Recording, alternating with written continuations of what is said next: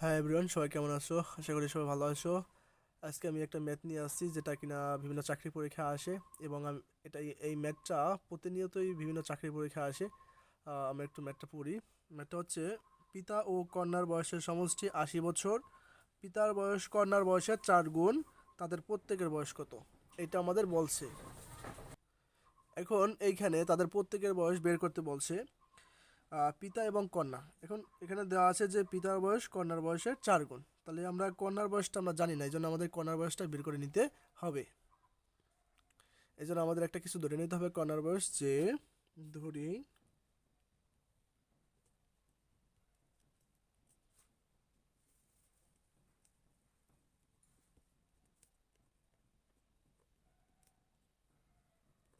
কন্যার বয়স আমরা ধরে নিতে পারি যে ক বছর।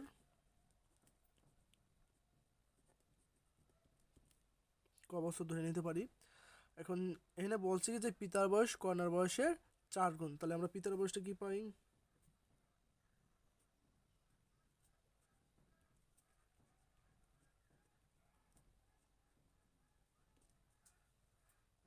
পিতার বয়সটা পাবো হচ্ছে, পিতার বয়স কন্যার বয়সের 4 গুণ, তাহলে 4 গুণ তাহলে হবে 4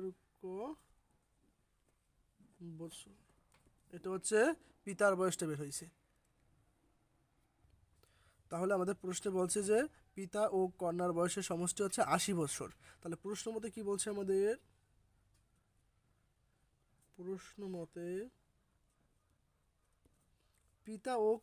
পিতা ও কন্যার বয়সের সমষ্টি 80 বছর, মানে পিতার বয়স বের হচ্ছে আমাদের 4 আর কন্যার বয়স হচ্ছে আমরা ধরে নিচ্ছি। তাহলে এই দুটার যোগফল কত বছর?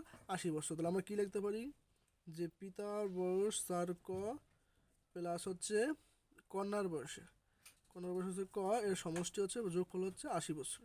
তো আমরা এখান থেকে কন্যার বয়স বের করতে পারি যে 4 আর 1 হচ্ছে 5 ইকুয়াল হচ্ছে 80। এখান থেকে কি পেতে পারি আমরা? হচ্ছে 80/5।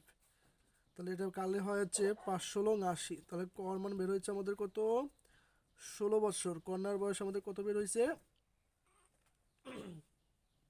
কন্যার বয়স বের হয়েছে আমাদের 16 বছর। এখন আমাদের বের করতে হবে পিতার বয়স। তাহলে পিতার বয়স আমরা কি ধরছিলাম? 4 বছর। তাহলে আমরা কি লিখতে পারি? যে পিতার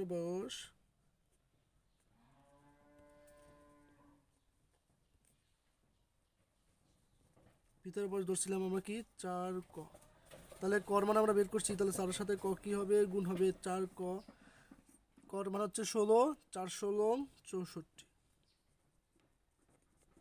বছর।